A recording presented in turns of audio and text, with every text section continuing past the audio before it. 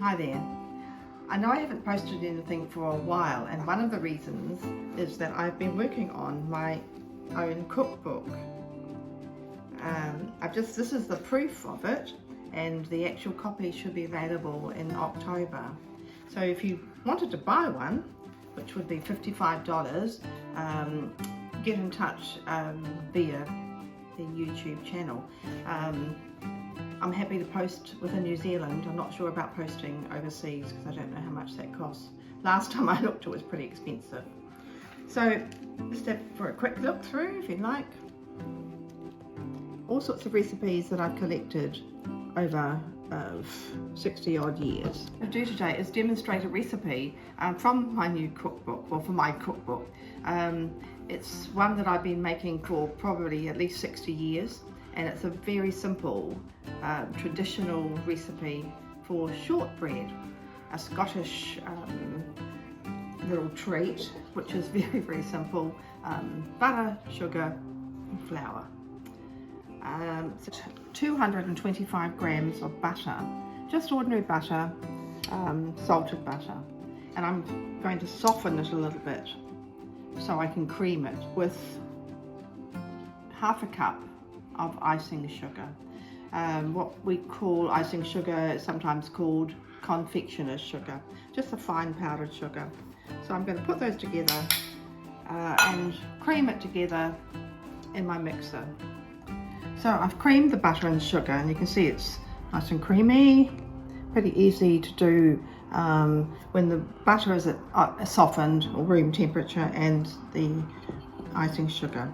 So now I'm going to add the flour and corn flour, 1.5 cups of plain flour and half a cup of corn flour, and that just all goes in together, and I'm going to mix it.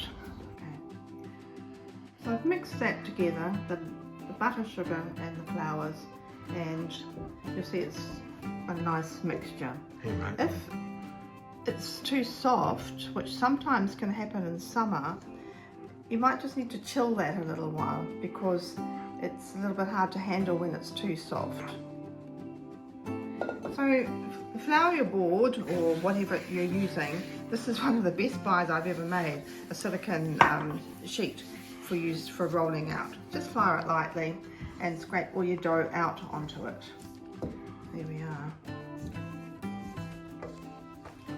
Now you can see it's reasonably firm, but not sticky. You can add flavourings to this if you wish.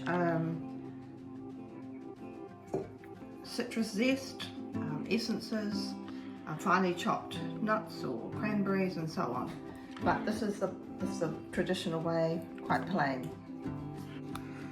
Now there are several ways of handling the dough from now on, and one of the simplest ways is just to make a roll and form it in some cling film and put it aside to chill or even in the freezer, and then it can be just sliced and baked. But the usual way is to roll it out, and I'm using my mother's rolling pin, which must be about 80 plus years old. So roll it out to about that. Not sure how thick that would be. Maybe can go close up and show. And what I grew up with, how my mother did it, was to pinch the edges like this before she then cut it into squares and pricked it with a fork. Other way you can do it is to use one of these presses, either this one here, which is quite big. It is an antique one, found it in an antique shop, and it just makes a nice pattern onto this, and then I can sort of cut it. I'll show you how that goes. Or the little round one with the Scottish thistle, and I'll show you how we do that. So Press, makes a nice pattern, and I'll use a cutter around it. Right. So with the little round ones, I use a cutter like that, and then just to press it around and pop it onto my baking tray. These ones, as I said, you could cut them, but they make quite big pieces of shortbread. So perhaps what I'm going to do is cut them in half, and so then you have a nice piece of shortbread which has a lovely pattern on it. And then, just to show you quickly how my mother did it, the whole piece would be pinched around the edges, cut into squares or oblongs,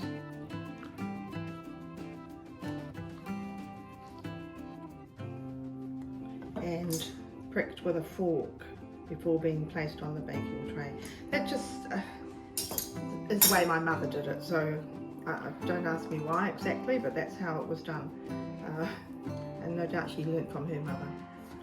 And then it's placed in the oven about 160 and baked for 20-25 minutes, depending on the thickness. Just something really delicious, not too sweet, to have with your tea or coffee.